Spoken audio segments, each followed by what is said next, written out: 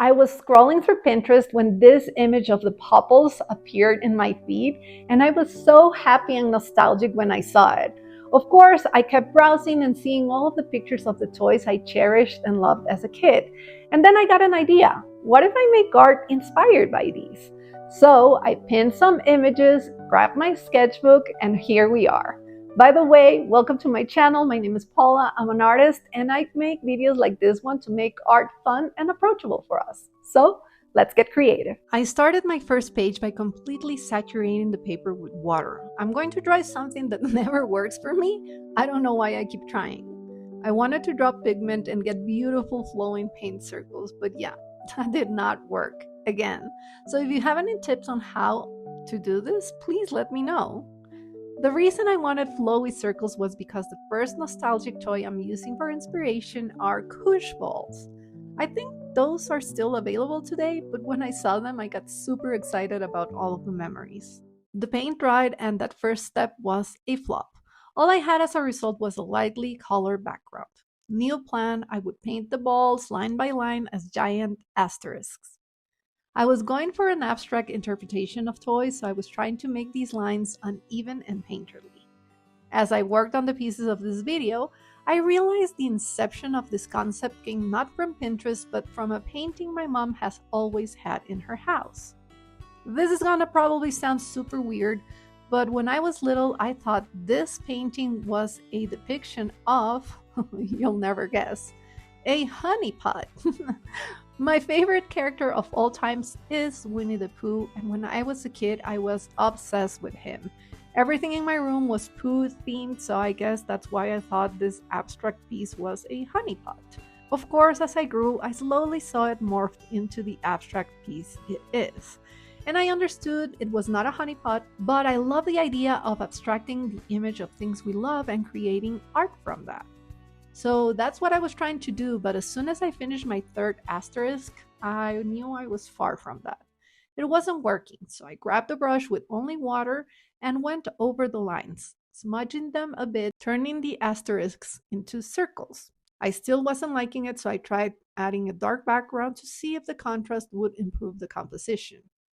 Still not liking it. What now? Back to the circles, I painted more lines on top, shorter strokes, trying to add dimension to the circles, but not working again. So breathe once more, smudge it with water. Help that dried with the heat gun, and then I thought maybe I could rescue this page by drawing lines on top with acrylic markers and making it even more abstract. For the first circle, I wanted to use white and green, but once I used the thicker side of one of the markers, I thought that type of line looked better, so I went over all of the white and kept the color choice monochromatic. I did the same thing for the blue and the yellow circles. And after that, I was happy enough with this abstract interpretation that I decided to let it be. So I removed the tape and this is my result. To be honest, I was a little disappointed with this first page. I was hoping for something more impressive to start, but I decided to carry on and think about it as a warm up. I even decided to mock up in a space so I could see it from a different perspective and appreciate it more. I think there's something in this idea that might work. I just need to explore it further. Eager to move to the second toy I picked for inspiration and see if I could turn this around. I started by drawing some circles trying to get a composition on my page. Yes, circles again, but these ones are inspired by a very different toy. Sweet Secrets. Oh, when I saw the photos of these, I was flooded with memories. I liked them so much. I was obsessed with them. Had the house, the makeup, the brush, the horses. I had so many. The image quality on the commercials is really bad, so here's better footage in case you've never seen them before. They are these bejeweled little boxes that open to reveal cute dolls. The first circles I drew were not looking okay, so I erased those and drew 4 more circles with a rectangle in a new composition. I added more lines to fill the space because my idea for the page was more about how I felt about these toys than what they looked like. To me, these were truly precious, much like jewels, so I wanted to create a page that embodied that, something regal. After erasing the lines a bit, I traced them all with my favorite gold marker. I wanted the outlines to be like the precious metals that connect fine jewelry pieces, or the lines in an ornate piece of stained glass. As I was tracing, I made many mistakes. My hand was not steady that day, but you'll see that doesn't really affect the end result. Once I started to add color, everything tied together. Of course, I chose all of the colors based on the images of the toys I had. I especially liked mixing pigment within the same spaces to add dimension. This made the colored shapes appear more similar to the toys when they reflected a bit of the light off their plastic faceted surfaces. This enjoyable process helped me cope with the disappointment I was feeling about my first page. It might sound absurd or over the top, but my artistic sensibilities had me doubting the concept of the video and if these ideas were going to make sense or not. So filling the spaces with color made me refocus and remember it doesn't have to make sense, it has to be enjoyable for me, nothing else. And it was. It almost felt as light as doing a paint by numbers coloring page. So after struggling with the Koosh Ball page for way too long, this was a nice little creative moment and the result definitely connects me to the emotion I had towards these precious little toys I love so much. Moving on, when I saw this picture, I immediately got giddy with excitement. I remember those. I thought they were so pretty and magical. To reinterpret them, I created a washi tape border on my page and I started to paint flowy lines inspired by the luscious pastel colors from the strands. I remember loving these so much. I thought they were so special and fancy, and I remember taking extra good care of them. But I don't remember the doll at all. Isn't that funny? Maybe the Pixietails were sold separately?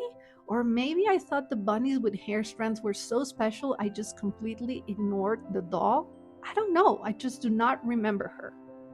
Painting soft, watery, irregular lines that blend into each other is one of my favorite things to do with watercolor. So I love that this image gave me the opportunity to do that, but inspired me to do it with colors that I would normally not choose on my own. When that dried, I used a light yellow marker to echo some of the lines that I had as a result.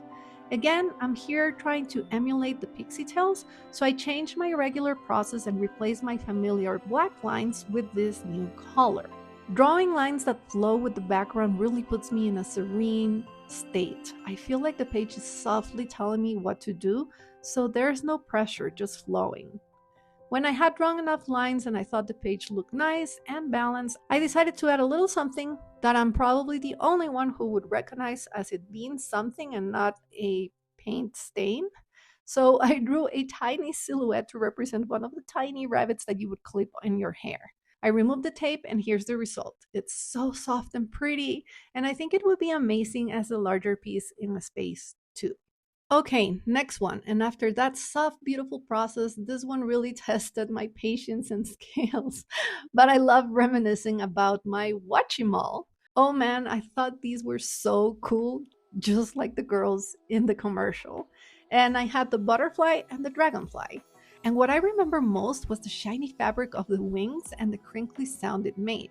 To start, I wanted to draw the wings, since I think those were the most special thing about my gigantic watch. Yeah, the shiny wings were the special part and not the super modern watch inside. After many attempts, I drew a set of wings I liked, erased the guidelines, and my idea was to use the same color combo of the toy's wings, again, colors I would never put together myself, and let them bleed a lot into each other to see if the paint itself would inspire something. Because the only idea I had was to draw the wings and I wanted to make them abstract somehow and create like a serious looking page.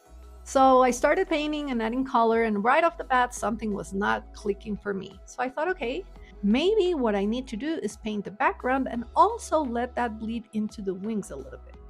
But I painted everything, let it dry, and it was giving me nothing. So I thought, okay, just press on, and I decided to use my acrylic markers to create a second, more structured background on top of the watercolor one. Still nothing. I was getting a little frustrated, so I thought I should bring in the pink from the body of the butterfly and use it somehow. So why not as lines to give the background some texture? I like the background now, but I hated how those lines connected to the wings, and a little artistic tantrum started to build in me. I was so annoyed that I wasn't getting this brilliant idea on how to create a wonderful piece inspired from a Wachimal. So absurd. And because I was having an artistic tantrum, which is my way of saying I was frustrated, I got my black paint out, and for a second I thought about covering the whole page. But then I remembered these cute little bugs I created a few weeks ago, and I thought maybe I don't need to black out the whole page. Maybe I'll just black out the wings, and instead of having the pink and green and yellow of the toy be exactly the same, I can outline the wings with green and then do some patterns with pink and yellow inside of them, using the same metallic markers I used for the Beatles, which fit perfectly in this page since the toy's wings were also metallic fabric. Great idea! Creating those patterns within the wings with the markers got me back into the right mindset, and the page started to look better. I was a little daunted by reflecting that pattern on the other side of these asymmetrical wings, but it worked out and I liked it.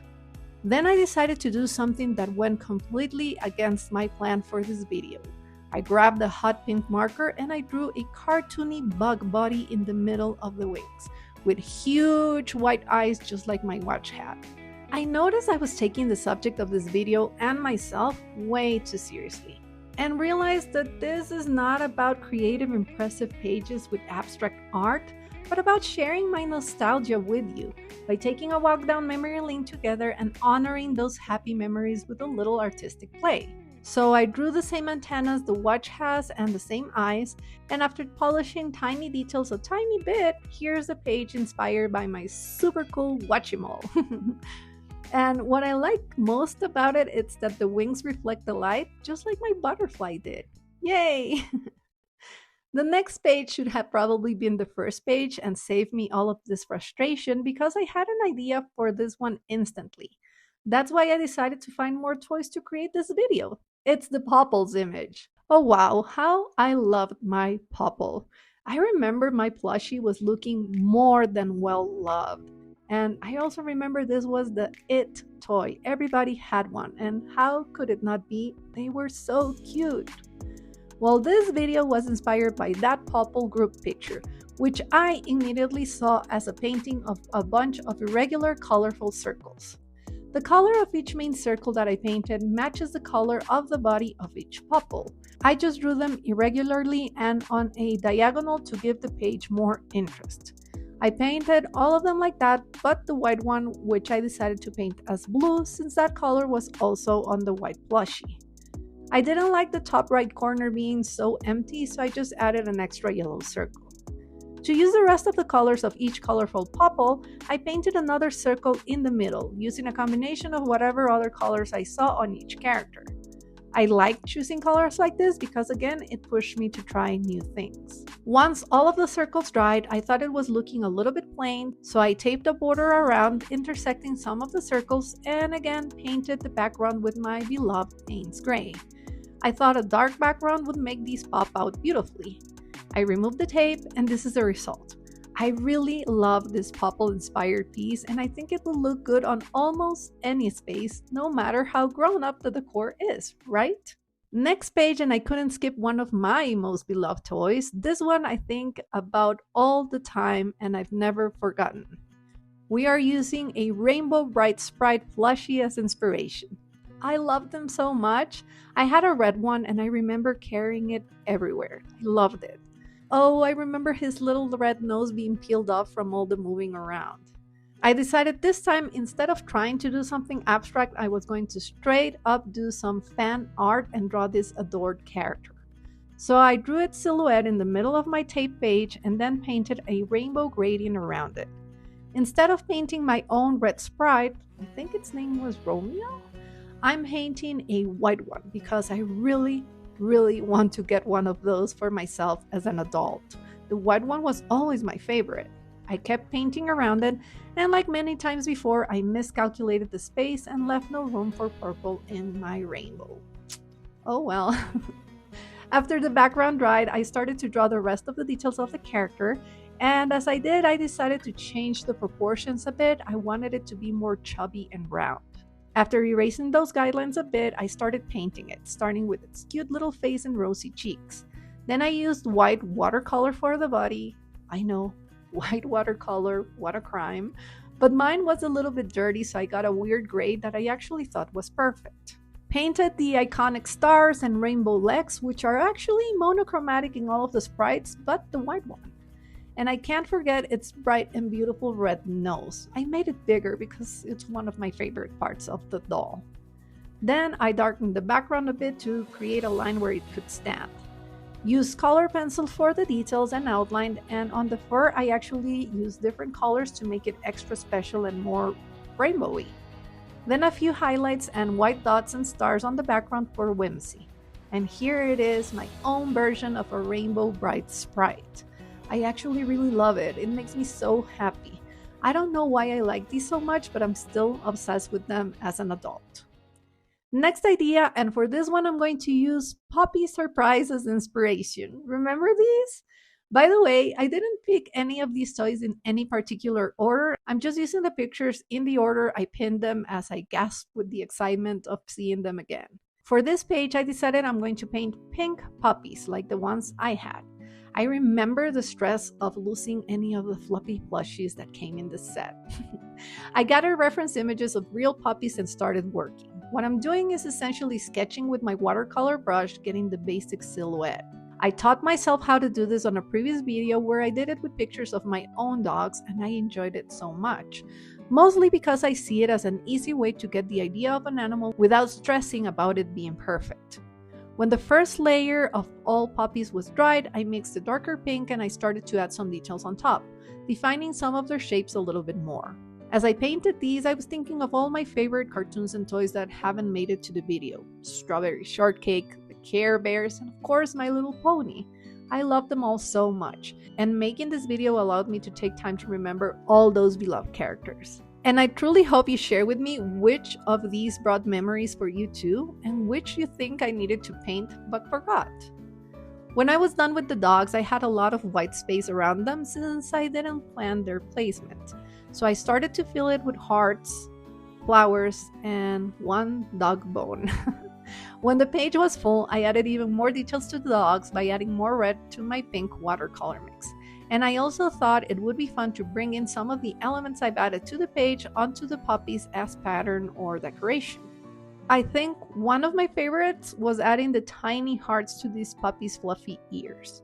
A few more details here and there, and it looked way too much like a Valentine's Day page because I added way too much red. I felt I lost the essence of the puppy surprise, so to balance the red a little bit, I added details and shadows with purple watercolor. Luckily, bringing in this tone helped me connect back to the toy I was inspired by. And here's how this page looked at the end. I really like it too. I definitely need to paint other animals with this technique. Here's everything that we painted today, and I really love reminiscing with you. I felt so nostalgic, but also so happy to see all of these toys again.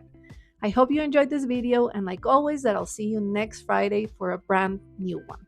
Have the most wonderful day. Bye!